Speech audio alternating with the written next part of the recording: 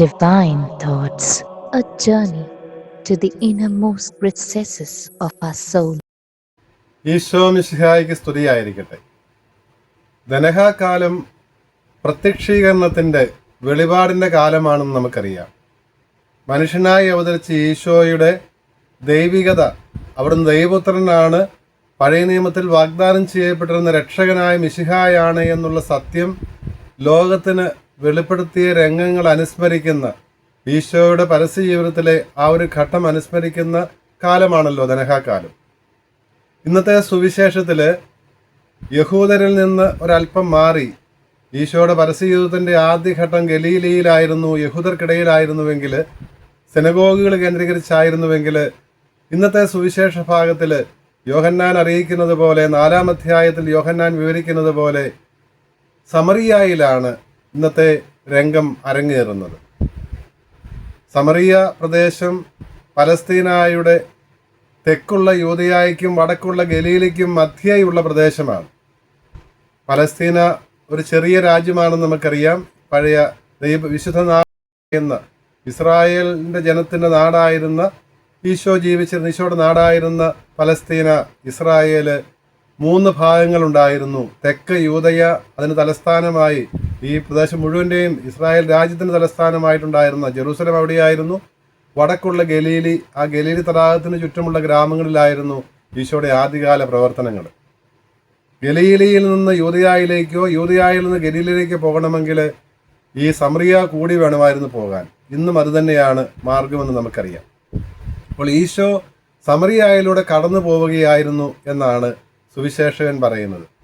സമറിയായ്ക്കൊരു ചരിത്രമുണ്ട്. ഇസ്രായേൽ രാജ്യം ദാവീദിൻ്റെ കാലത്തും സോളമൻ്റെ കാലത്തും ഒരൊറ്റ രാജ്യമായിരുന്നു. പക്ഷേ സോളമൻ്റെ മരണശേഷം 10-ാം നൂറ്റാണ്ടിൻ്റെ അവസാനത്തോടുകൂടി, ഈശോയ്ക്ക് മുൻപ് 10-ാം നൂറ്റാണ്ടിൻ്റെ അവസാനത്തോടുകൂടി രാജ്യം 2ആയിട്ട് വിഭജിക്കപ്പെട്ടു. അങ്ങനെ വടക്കുള്ള ഒരു രാജ്യവും, അവിടെ 10 ഗോത്രങ്ങൾ ആ രാജ്യത്തായിരുന്നു, മറ്റ് 2 ഗോത്രങ്ങൾ തെക്കുള്ള രാജ്യം യൂദാ കേന്ദ്രീകരിച്ചുമായിരുന്നു. അങ്ങനെ വടക്കും തെക്കും രാജ്യങ്ങൾ വേർതിരിക്കപ്പെട്ടു. ഇപ്രകാരം വടക്കുണ്ടായിരുന്ന രാജ്യത്തെ 8-ാം നൂറ്റാണ്ടിൽ 720-കളിൽ 30-കളിൽ അസിറിയക്കാർ പുറമേ നിന്ന് വന്ന് ആക്രമിക്കുകയും കീഴടക്കുകയും ഇവിടെയുണ്ടായിരുന്ന സമൂഹത്തിലെ വിദ്യാഭ്യാസവും മറ്റ് ശേഷികളും ഉണ്ടായിരുന്നവരെ അസീറിയയ്ക്ക് കൊണ്ടുപോവുകയും അസീറിയക്കാരെ ഈ പ്രദേശത്ത് കൊണ്ടുവന്ന്, ഈ വടക്കൻ രാജ്യത്ത് കൊണ്ടുവന്ന്, ഇസ്രായേൽ എന്നാണ് അത് അറിയപ്പെട്ടിരുന്നത്, ആ രാജ്യത്ത് കൊണ്ടുവന്ന് താമസിപ്പിക്കുകയും ചെയ്തു. അപ്പോൾ അവിടെ അങ്ങനെ അവർ ഒരു സങ്കരവർഗമായി തീർന്നു. അവിടെ ഉണ്ടായിരുന്ന യഹൂദർ ഈ അസീറിയക്കാരുമായിട്ട് ബന്ധത്തിലേർപ്പെട്ട് ഒരു സങ്കരവർഗമായി തീർന്നു. അതുകൊണ്ട് തന്നെ യൂദയായിലുണ്ടായിരുന്ന പരമ്പരാഗതമായിട്ട് യഹൂദർ എന്ന് അഭിമാനിച്ചിരുന്നവർ ഈ സമറിയായിലുണ്ടായിരുന്ന ഇപ്രകാരം മിക്സ്ഡ് ഗ്രൂപ്പായി തീർന്ന സമറിയാക്കാരെ ഓർസലം ദേവാലയത്തിലേക്ക് പ്രവേശിക്കാൻ അനുവദിച്ചിരുന്നുമില്ല. അവരെ ഒരു താഴ്ന്ന തരക്കാരായിട്ടാണ് കരുതിയിരുന്നത്.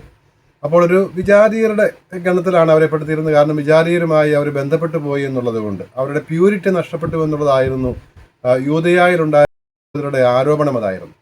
അപ്പോൾ അവരുടെ സന്നിധിയിലേക്കാണ്, അവരുടെ കൂടെയാണ് ഈശോ പോകുന്നത്, അവരുടെ നാട്ടിലേക്കാണ് പോകുന്നത്.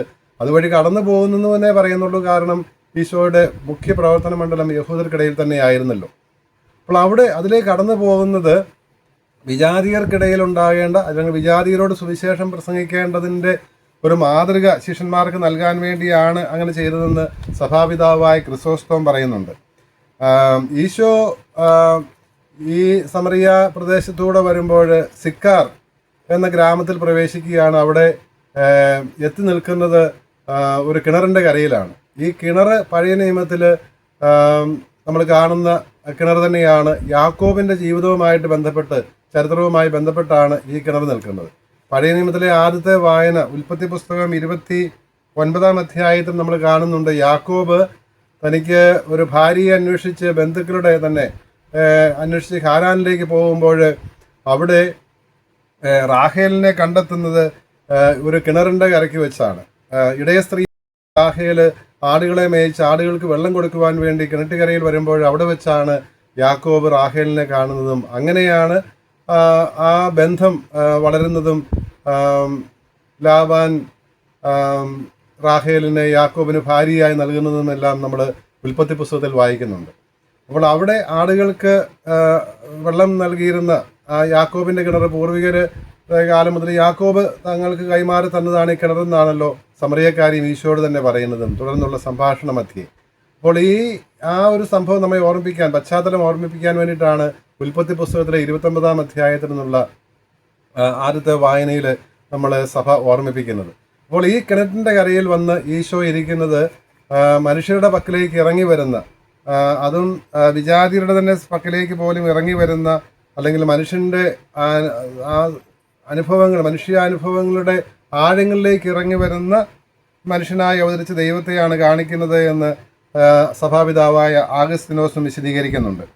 അവിടുന്ന് ആ കിണറ്റിൻ്റെ കരയിൽ ഇരിക്കുന്നത് തന്നെ അവിടുന്ന് ക്ഷീണിതനാണ്. അപ്പോൾ മനുഷ്യ സഹജമായ ക്ഷീണം അവിടത്തേക്ക് ഉണ്ടായിരുന്നു.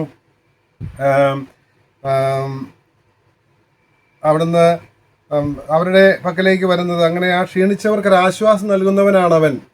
താൻ ക്ഷീണം അനുഭവിച്ചവനായതുകൊണ്ട് അധ്വാനിക്കുന്നവരും ഭാരം വഹിക്കുന്നവരുമായ നിങ്ങളെല്ലാവരും എൻ്റെ പക്കൽ വരുവിൻ, ഞാൻ നിങ്ങളെ ആശ്വസിപ്പിക്കാമെന്ന് പറയുന്ന അത് പറയാൻ സാധിക്കുന്നത് അവിടുന്ന് ഈ ക്ഷീണം അനുഭവിച്ചത് കൊണ്ടാണ്.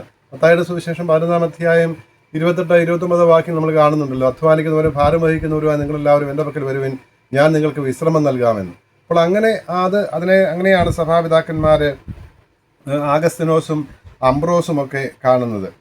അപ്പോൾ വിജാതിയരുടെ പക്കലേക്ക് പോകുമ്പോഴും ഇസ്രായേൽക്കാരുടെ പൂർവ്വപിതാക്കന്മാരുമായുള്ള ബന്ധം വിടുന്നില്ല. അതുകൊണ്ടാണ് യാക്കോബിൻ്റെ കിണറിൻ്റെ കരയിലേക്ക് തന്നെ പോകുന്നത് എന്നാണ് അലക്സാണ്ട്രിയയിലെ സിറിൽ സഭാപിതാവ് പറയുന്നത്. അപ്പോൾ ആ ഒരു വിജാതിയുടെ പക്കലേക്ക് പോകുമ്പോഴും ഇസ്രായേൽ ബന്ധം ഉപേക്ഷിച്ചിട്ടല്ല പോകുന്നത്, യാക്കോബുമായിട്ടുള്ള ആ ഒരു ബന്ധത്തിൽ തന്നെയാണ് ഈശോ നിൽക്കുന്നത് എന്ന് പറയുകയാണ്. ഇവിടെ ഈ അപ്പോൾ വെള്ളം കോരാൻ സമറിയക്കാർ വരികയാണ്. ഉച്ചനേരമാണ്. ഉച്ചനേരത്ത് അവൾ വരുന്നത് തന്നെ സമൂഹത്തിലുള്ള മറ്റുള്ളവരിൽ നിന്ന് വിട്ടു നിൽക്കാൻ വേണ്ടിയായിരുന്നു. കാരണം സമൂഹത്തിൽ പരസ്യഭാവിയായിട്ട് അറിയപ്പെട്ടിരുന്ന അവൾ മറ്റുള്ളവരുടെ മുൻപിൽ പ്രത്യക്ഷപ്പെടാൻ ആഗ്രഹിച്ചിരുന്നില്ല. അപ്പോൾ മറ്റുള്ളവരുമായിട്ടുള്ള സമ്പർക്കം, അവരുടെ മുമ്പിൽ പ്രത്യക്ഷപ്പെടാൻ പോലും ആഗ്രഹിക്കാവുന്ന സ്ത്രീയാണ് ഉച്ചയ്ക്ക് വരുന്നത്. അപ്പോഴാണ് ഇവിടെ വെച്ച് ഈശോയെ കണ്ടുമുട്ടുന്നത്. ഈ സഭാപിതാവ് ആഗസ്തിനോസ് വീണ്ടും പറയുന്നത് ഈ സമറിയക്കാരി വിജാതിയരുടെ ഒരു പ്രതിനിധിയാണെന്നാണ് പറയുന്നത്. ഈശോയെ കണ്ടുമുട്ടിയ, ഈശോ കാത്തിരുന്നത്, ദാഹിച്ചിരുന്നത് വിജാതിയരുടെ വിശ്വാസത്തിന് വേണ്ടിയാണ്, വിജാതിയരെയും രക്ഷയിലേക്ക് ആനയിക്കുവാൻ വേണ്ടിയിട്ടാണെന്നാണ്. അപ്പോൾ ഈ സ്ത്രീയോട് ഈശോ പറയുന്നുണ്ട്, അവൾക്കാണ് വെള്ളം കോരാൻ കയറും പാത്രവും പാളയും ഒക്കെ ഉള്ളത്, അതുകൊണ്ട് എനിക്ക് ദാഹിക്കുന്നു, കുടിക്കാൻ തരിക എന്ന് പറയുമ്പോൾ ആ ദാഹത്തെക്കുറിച്ച് ആഗസ്തിനോസ് പിതാവ് പറയും, ആ ദാഹം ശാരീരികമായ ദാഹമായിരുന്നില്ല, മറിച്ച് അവരുടെ ആത്മാവിന് വേണ്ടിയുള്ള ദാഹമായിരുന്നു. അവരുടെ മാത്രമല്ല, സമറിയ പ്രദേശം മുഴുവൻ്റെയും, അവിടെ ഉണ്ടായിരുന്ന സമറിയക്കാർ മുഴുവൻ്റെയും രക്ഷയ്ക്ക് വേണ്ടിയുള്ള ദാഹമായിരുന്നു എന്നാണ് ആഗസ്തിനോസ് പിതാവ് പറയുന്നത്. അപ്രയം പിതാവ് പറയുന്നുണ്ട്, ശിഷ്യന്മാരെ അവരുടെ പക്കൽ നിന്ന് അതിനു മുമ്പ് തന്നെ വാങ്ങിക്കുവാൻ വേണ്ടി പറഞ്ഞു വിട്ടിരുന്നത്, ഭക്ഷണപദാർത്ഥങ്ങൾ വാങ്ങിക്കാൻ വേണ്ടി പറഞ്ഞു വിട്ടിരുന്നത്, ആ ശിഷ്യന്മാരുടെ സാന്നിധ്യം അവളെ സംഭ്രമിപ്പിക്കുന്നതിന് കാരണമാക്കരുത്. ഒരു ഫ്രീ ആയിട്ട് സംസാരിക്കുന്നതിന്, ഈശോയുടെ സംഭാഷണം ഈശോ ആരാണെന്ന് ഇവൾക്ക് വെളിപ്പെടുത്തുന്നതിനും ഇവളെ വിശ്വാസത്തിലേക്ക് കൊണ്ടുവരുന്നതിനും തടസ്സമുണ്ടാകാതിരിക്കാൻ വേണ്ടിയിട്ടാണ് ശിഷ്യന്മാരെ ആ സമയത്ത് പുറത്തേക്ക് പറഞ്ഞു വിട്ടത് എന്നാണ് അപ്രയം പിതാവ് പറയുന്നത്. അങ്ങനെ ഈ സ്ത്രീയുടെയും ആ സമൂഹം മുഴുവൻ്റെയും രക്ഷയ്ക്ക് അവരുടെ സാന്നിധ്യം തടസ്സമാകരുത് എന്നുള്ളത് കൊണ്ടാണ് എന്ന് അപ്രയം പിതാവ് പറയും. ഈശോ പറയുന്നത് എനിക്ക് കുടിക്കാൻ തരിക എന്ന് പറയുമ്പോൾ ഇവളുടെ ആ പഴയ രീതി ചിന്ത വെച്ചുകൊണ്ട് പറയുകയാണ്, നമ്മൾ തമ്മിൽ ബന്ധമില്ലല്ലോ, നീ ഒരു യഹൂദനായിരിക്കെ സമറിയക്കാരിയായി എന്നോട് കുടിക്കാൻ ചോദിക്കുന്നു, അങ്ങനെ ഒരു ബന്ധവുമില്ല, യഹൂദർക്ക് മിണ്ടാൻ പോലും പാടില്ല എന്ന് നിനക്ക് അറിഞ്ഞുകൂടെ എന്ന് ചോദിക്കുകയാണ്. അപ്പോൾ ഈശോ പറയുകയാണ്, ഞാൻ നിന്നോട് ദാഹിക്കുന്നു നിനക്ക് കുടിക്കാൻ തരിക എന്ന് പറഞ്ഞത് ആരെന്ന് നീ അറിഞ്ഞിരുന്നെങ്കിൽ നീ അവനോട് ചോദിക്കുകയും അവൻ നിനക്ക് ജീവജലം തരികയും ചെയ്യുമായിരുന്നാണ് ഈശോ പറയുന്നത്. അവർക്ക് വല്ലതും മനസ്സിലായി? ഒന്നും മനസ്സിലായില്ല. ഇവിടെ ഓർത്തു, നിനക്ക് ജീവജലം തരാൻ, വെള്ളം കോരാൻ നിനക്ക് കയറുമില്ല, പാളയുമില്ല, നീ തരുമെന്ന് ചോദിക്കണം. അപ്പോൾ ഈശോ പറയുകയാണ്, ഈ വെള്ളം കുടിക്കുന്നവന് ദാഹിക്കും, പക്ഷെ ഞാൻ നൽകുന്ന വെള്ളം കുടിക്കുന്നവന് ഒരിക്കലും ദാഹിക്കുകയില്ല. അപ്പോൾ അവൾ ചിന്തിക്കുന്നത് ലൗകികമായിട്ടാണ്, എന്നാൽ പിന്നെ ആ വെള്ളം എനിക്ക് തന്നേരെ, ഇനി ഞാൻ വെള്ളം കോരാൻ വരണ്ടല്ലോ, ആരെയും അഭിമുഖീകരിക്കുകയും വേണ്ടല്ലോ എന്നാണ് പറയുന്നത്. അപ്പോഴാണ് ഈശോ അവളുടെ വ്യക്തിപരമായ ജീവിതത്തിലേക്ക് പ്രവേശിക്കുന്നത്. ഞാനത് തരാം, ആ ജീവജലം ഞാൻ തരാം, ഒരിക്കലും കുടിച്ചാൽ ഒരിക്കലും ദാഹിക്കില്ലാത്ത ആ ജീവജലം ഞാൻ തരാം, പക്ഷെ നീ പോയി എൻ്റെ ഭർത്താവിനെ കൂട്ടിക്കൊണ്ടുവരിക. അവളുടെ ജീവിതത്തിൻ്റെ ഉള്ളറകളിലേക്ക് ഈശോ പ്രവേശിക്കുകയായിരുന്നു. അത് പറഞ്ഞപ്പോൾ ഇപ്പോൾ ആദ്യം തന്നെ ഡിനൈ ചെയ്യണം. ഇവൾ പറഞ്ഞു, എനിക്ക് ഭർത്താവില്ല. ഈശോ പറഞ്ഞു, നീ ഇപ്പോൾ പറഞ്ഞത് ശരിയാണ്, നിനക്ക് ഇതുവരെ 5 ഭർത്താക്കന്മാരുണ്ടായിരുന്നു, ഇപ്പോൾ ഉള്ളവൻ നിന്റെ ഭർത്താവുമല്ല. അപ്പോൾ ഉള്ളു മുഴുവനും പുറത്തായി എന്ന് കണ്ടപ്പോൾ ഇവൾ പറയുകയാണ്, നീ ഒരു പ്രവാചകനാണെന്ന് ഞാൻ മനസ്സിലാക്കുന്നു. ഇതുവരെ ഒരു അകന്ന് നിന്നിരുന്ന ഒരു യഹൂദനായ നീ എന്നോട് വെള്ളം ചോദിക്കുന്നു ചോദിച്ചു. അപ്പോൾ ഇവിടെ ആ യഹൂദൻ എന്നുള്ള ആ ചിന്തയിൽ നിന്ന് ഒരു പ്രവാചകനായിട്ട് ഈശോയെ അംഗീകരിക്കുകയാണ്, പ്രവാചകനായിട്ട് ഈശോയെ മനസ്സിലാക്കുകയാണ് അവൾ. പക്ഷേ ഇവള് വിഷയം മാറ്റുകയാണ്. സ്വന്തം ജീവിതത്തിലേക്ക് പ്രവേശിക്കാൻ അവൾ ആഗ്രഹിക്കുന്നില്ല. ഒരു ആത്മശോധനയ്ക്കോ ജീവിത പരിവർത്തനത്തിനോ ഇടം നൽകാതെ അതങ്ങ് മാറ്റിവിടാനാണ് ഇവൾ ആഗ്രഹിക്കുന്നത്. വിഷയം മാറ്റുകയാണ്. പ്രവാചകനാണല്ലോ, അത് ചോദിക്കട്ടെ. ആരാധനക്രമത്തിനെ കുറിച്ച് തന്നെ ചോദിക്കാം. ഞങ്ങളുടെ പൂർവികർ പറയുന്നു ഈ മലയിൽ, ഗെരിറ്റ്സി മലയിലാണ് ആരാധന നടത്തേണ്ടത്. ഓർസലേം ദേവാലയത്തിൽ അവർക്ക് പ്രവേശനമില്ലാതിരുന്നതുകൊണ്ട് സമറിയക്കാർ അവരുടെ നാട്ടിൽ തന്നെ ഒരു പ്രത്യേക മലയിൽ ദൈവാരാധന നടത്തിയിരുന്നു. അതാണ് യഥാർത്ഥ ആരാധനയെന്ന് അവർ വിശ്വസിച്ചിരുന്നു. കാരണം ഓർസലത്ത് അവർക്ക് പ്രവേശനമില്ലായിരുന്നു. എന്നാൽ യഹൂദർ പറഞ്ഞിരുന്നു യഥാർത്ഥ ദേവാലയം ഓർസലമിലേത് തന്നെയാണ്, ജെറൂസലമിലേതാണ് എന്ന്. ഇപ്പോൾ ചോദിക്കുകയാണ്, എവിടെയാണ് ആരാധന? യഥാർത്ഥ ആരാധന ജെറൂസലമിലേതാണോ ഗെരിറ്റ്സ മലയിലാണോ? ഈശോ ഒരു വലിയ വെളിപ്പെടുത്തൽ നൽകുകയാണ്. ആ മലയിലോ ഈ മലയിലോ അല്ല, സത്യത്തിലും അരൂപിയിലുമാണ്, സത്യത്തിലും റൂഹായിലുമാണ് യഥാർത്ഥ ആരാധകർ പിതാവിനെ ആരാധിക്കേണ്ടതെന്ന്. ഇവിടെ സത്യം എന്നത് ഈശോ തന്നെയാണെന്ന് വ്യക്തമാക്കിയിട്ടുണ്ട്. ഈശോ 14-ാം അധ്യായം 6-ാം വാക്യത്തിൽ യോഹന്നാന്റെ സുവിശേഷത്തിൽ ഈശോ പറയുന്നുള്ളൂ, ഞാനാണ് വഴിയും സത്യവും ജീവനും. ഈശോ സത്യമായിരിക്കുന്നത് പിതാവായ ദൈവത്തെ വെളിപ്പെടുത്തുന്നത് കൊണ്ടാണ്. പിതാവായ ദൈവം നമ്മുടെ പിതാവാണ്, നാം എല്ലാവരും മക്കളാണ് എന്നുള്ള ആ സത്യം, നമ്മെ സ്നേഹിക്കുന്ന, നമ്മെ കാത്തിരിക്കുന്ന കരുണാർദ്രനായ പിതാവാണ് നമ്മുടേതെന്ന് വ്യക്തമാക്കുകയാണ് ഈശോ ചെയ്തത്. പിതാവ് എത്രമാത്രം നമ്മെ സ്നേഹിക്കുന്നു എന്ന് വ്യക്തമാക്കുകയായിരുന്നു ജീവിതത്തിലൂടെയും സഹനമരണോത്ഥാനങ്ങളിലൂടെയുമല്ല. അപ്പോൾ അതുകൊണ്ടാണ് ഈശോ സത്യമായ സത്യത്തിലും ഈശോയിലും അവൻ അയക്കുന്ന റൂഹായിലും, പിതാവിൽ നിന്ന് പുറപ്പെടുന്ന ആ റൂഹായിലുമാണ് യഥാർത്ഥ ആരാധന. അതായത് പുത്രനിലും റൂഹായിലും കൂടെയാണ് പിതാവിനെ ആരാധിക്കേണ്ടത്. ത്രിത്വൈക ദൈവം മൂന്നാളുകളായി അറിയപ്പെടുന്ന ത്രിത്വൈക ദൈവമേ മൂന്നാളുകളായി അറിയപ്പെടുന്നെങ്കിലും നമ്മൾ പേടോറിന്റെ അനാഫറയിൽ പ്രാർത്ഥിക്കുന്നത് പോലെ തന്നെ അതാണ് യഥാർത്ഥ ആരാധന എന്ന് ഈശോ വ്യക്തമാക്കുകയാണ്. യഥാർത്ഥ ആരാധന അത് അരൂപിയിലുള്ളതാണ്, റൂഹായിലുള്ളതാണ്, സത്യം തന്നെയായ മിശിഹായിലുള്ളതാണ് എന്ന് ഈശോ അവൾക്ക് വെളിപ്പെടുത്തുകയാണ്. അപ്പോൾ ഇവള് പറയുന്നുണ്ട് മിശിഹ വരുമെന്നും അപ്പോൾ യഥാർത്ഥ കാര്യങ്ങൾ നിങ്ങളെ പഠിപ്പിക്കുമെന്നും അറിയാമെന്ന് പറയുമ്പോൾ ഈശോ അവൾക്ക് മുമ്പിൽ സ്വയം വെളിപ്പെടുത്തുകയാണ്, നിന്നോട് സംസാരിക്കുന്നവൻ തന്നെയാണ് അവൻ. അപ്പോൾ ആ സംഭാഷണം, നീണ്ട സംഭാഷണത്തിൻ്റെ പരിസമാപ്തിയിലെത്തുകയാണ്, ലക്ഷ്യം സാധിക്കുകയാണ്. ഈശോ സ്വയം വെളിപ്പെടുത്തുകയാണ്, ധനഹായായി മാറുകയാണ്. ഈശോ ദൈവമാണ്, മിശിഹായാണ്, ദൈവപുത്രനാണ്, രക്ഷകനായ മിശിഹായാണ്, വാഗ്ദാനം ചെയ്യപ്പെട്ടവനാണ് എന്ന് അവൾക്ക് വെളിപ്പെടുത്തുന്നു. ഈ സത്യം അറിഞ്ഞു കഴിഞ്ഞാൽ പിന്നെ അവൾക്ക് ഇരിക്കപ്പെടുകയില്ല, അവൾ ഓടുകയാണ്. ആരിൽ നിന്ന് മറഞ്ഞിരിക്കാൻ ആഗ്രഹിച്ചിരുന്നു ആ സമറിയക്കാരുടെ പട്ടണവാസികളുടെ മുൻപിലടിക്കുന്ന പറയുകയാണ്, എൻ്റെ ജീവിതത്തിലെ സകലങ്ങളും അറിയാവുന്ന, എന്നോടതെല്ലാം പറഞ്ഞവനെ ഞാൻ കണ്ടു, നിങ്ങൾ വന്ന് കാണുക, അവനാണോ മിശിഹ എന്ന് വിശ്വസിക്കാൻ പറയുന്നത് നമ്മൾ കാണുന്നുണ്ട്. അപ്പോൾ ആ മിശിഹായാണ് എന്നൊരുവൻ വ്യക്തി തിരിച്ചറിഞ്ഞു കഴിഞ്ഞാൽ, ഈശോയെ കണ്ടെത്തി കഴിഞ്ഞാൽ പിന്നെ അത് പങ്കുവയ്ക്കാതിരിക്കാൻ പറ്റുകയില്ല. 1-ാം അധ്യായത്തിൻ്റെ നമ്മൾ കാണുന്നുണ്ടല്ലോ, അന്ത്രയോസ് ഈശോയുടെ കൂടെ ഒരു രാത്രി ചെലവഴിച്ച് കഴിയുമ്പോൾ പിറ്റേ ദിവസം അതിരാവിലെ ശിമയോനെ കൂട്ടിക്കൊണ്ടുവരുന്നത് കാണാം. പിറ്റേ ദിവസം ഫിലിപ്പോസിനെ വിളിച്ചു കഴിയുമ്പോൾ, ഈശോയെ അറിഞ്ഞു കഴിയുമ്പോൾ തിരിച്ചുപോയി നഥാനിയേലിനെ കൂട്ടിക്കൊണ്ടുവരുന്നത് നമ്മൾ കാണുന്നുണ്ട്. അങ്ങനെ ഈശോയെ കണ്ടുമുട്ടുന്നവരെല്ലാം, അനുഭവിക്കുന്നവർക്കെല്ലാം ഈ അനുഭവം, മിശിഹാനുഭവം മറ്റുള്ളവരുമായി പങ്കുവയ്ക്കാതിരിക്കാൻ പറ്റില്ല, ഈശോയിലേക്ക് കൂട്ടിക്കൊണ്ടുവരാതിരിക്കാൻ പറ്റില്ല. ഇത് തന്നെയാണ് നമുക്കും സാധിക്കുന്നത്. നമ്മുടെ ആരാധനക്രമമാണ് യഥാർത്ഥത്തിൽ സത്യത്തിലും അരൂപിയിലുമുള്ള, റൂഹായിലും ഈശോയിലുമുള്ള ആരാധനയാണ് സത്യാരാധന എന്ന് ഈശോ വെളിപ്പെടുത്തി. അത് നടത്തുന്നത് നമ്മുടെ പരിശുദ്ധ കുർബാനയിലാണ്. കുർബാനയിൽ അനുഭവിക്കുന്ന ഈശോയെ, സത്യദൈവമായിട്ടും നിത്യരക്ഷകനായിട്ടും അനുഭവിക്കുന്ന ഈശോയെ മറ്റുള്ളവരുടെ പങ്കുവയ്ക്കാതെ നമ്മുടെ കുർബാന അർപ്പണം തന്നെ അത് അർത്ഥപൂർണ്ണമാവുകയില്ല. പൂർണ്ണമാകുന്നത് അവിടെയാണ്. നമ്മളിവിടെ അനുഭവിക്കുന്ന ദൈവവും കർത്താവുമായ ഈശോയെ, അവൻ രക്ഷകൻ, ലോകത്തിൻ്റെ ഏകരക്ഷകൻ എന്നുള്ള ആ സത്യം നമ്മുടെ ജീവിതം കൊണ്ട്, നമ്മുടെ പ്രഘോഷണം കൊണ്ട് മറ്റുള്ളവരോട് അറിയിക്കുമ്പോഴാണ്, ലോകം മുഴുവനോടും അറിയിക്കുമ്പോഴാണ് യഥാർത്ഥത്തിൽ ഈ ആരാധന തന്നെ അർത്ഥപൂർണ്ണമാകുന്നത്, അതിൻ്റെ ലക്ഷ്യസ്ഥാനത്ത് എത്തുന്നത് നമുക്കറിയാം. ഈശോ പ്രദാനം ചെയ്യുമെന്ന് പറഞ്ഞ 4-ാം അധ്യായം 8-ാം വാക്യത്തിലും 10-ാം വാക്യത്തിലും 14-ാം വാക്യത്തിലും ഒക്കെ പറഞ്ഞല്ലോ, ഞാൻ നൽകുന്ന ജീവജലം അത് കുടിക്കുന്നവന് ദാഹിക്കുകയില്ല എന്ന്. സഭാപിതാക്കന്മാരെല്ലാവരും തന്നെ പറയുന്നുണ്ട്. പ്രത്യേകിച്ച് 6-ാം നൂറ്റാണ്ടിൽ ജീവിച്ചിരുന്ന റൊമാനൂസ് എന്ന് പറയുന്ന ബൈസന്റൈൻ എഴുത്തുകാരൻ പറയുന്നുണ്ട്, ഈ ജീവജലം യഥാർത്ഥത്തിൽ റൂഹായെ തന്നെയാണ് സൂചിപ്പിക്കുന്നത്. റൊമാനൂസ് പറയും, യഥാർത്ഥ ജലത്തിൻ്റെ ഉറവിടമായ സ്രോതസ് തന്നെയാണ് യാക്കോബിൻ്റെ കിണറിൻ്റെ പക്കലേക്ക് വന്നതെന്നാണ്. എന്തിനു വേണ്ടി? ദാഹം ശമിപ്പിക്കാൻ വേണ്ടി ആയിരുന്നില്ല, മറിച്ച് ആ ഉറവിടത്തെ തന്നെ, കിണറിനെ തന്നെ ശുദ്ധീകരിക്കാനും അങ്ങനെ അത് ജീവജലമാക്കി തീർക്കാനും വേണ്ടിയായിരുന്നുവെന്ന്.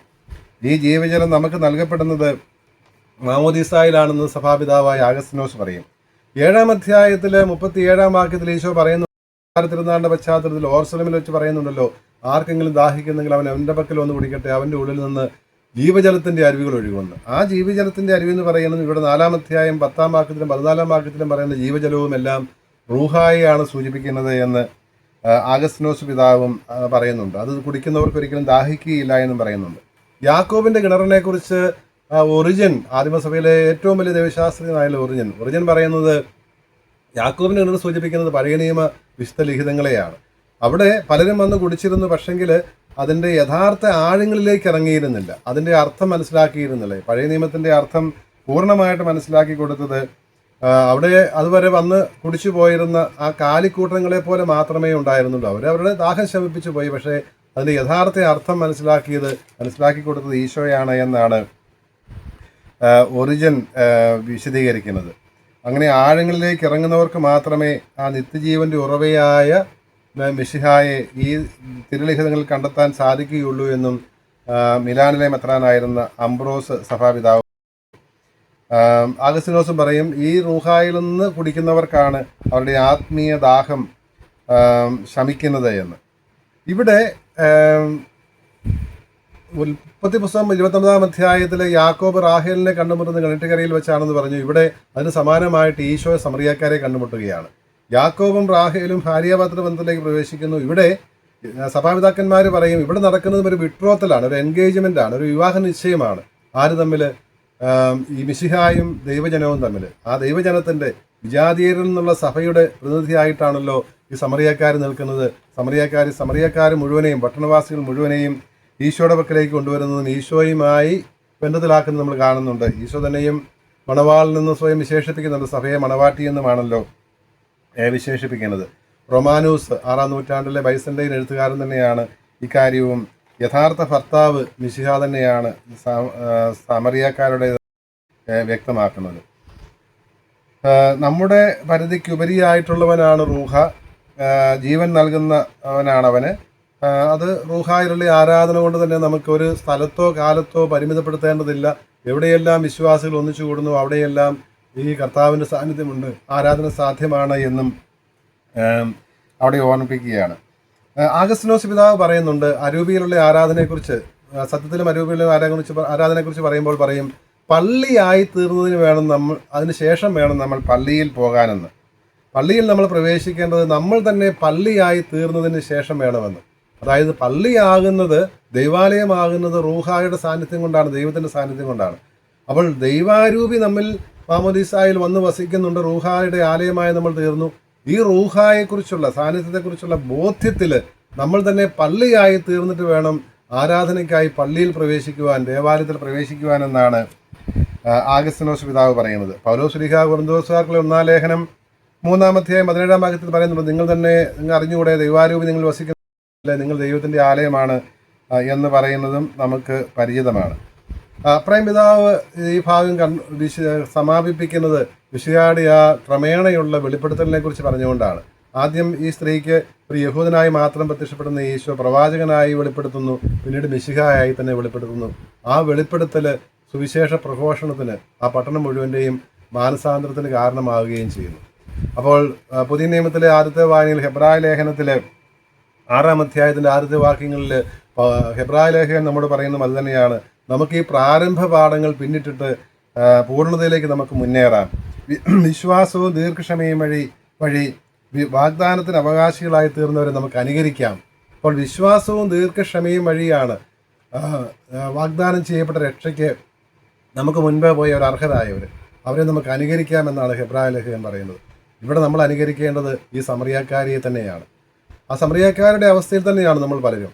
മിശിഹായെ കണ്ടെത്തുവാനും അവിടുത്തെ സുവിശേഷ വായനയിലൂടെ, ധ്യാനത്തിലൂടെ അവിടുന്നുമായി സംഭാഷിക്കുവാനും, അവിടുത്തെ ആഴത്തിൽ മനസ്സിലാക്കുവാനും, അങ്ങനെ അനുഭവിച്ചറിയുവാനും ആ അനുഭവം മറ്റുള്ളവരുമായി പങ്കുവയ്ക്കുവാനും നമുക്ക് സാധിക്കട്ടെ. ദൈവം നമ്മളെ അനുഗ്രഹിക്കട്ടെ.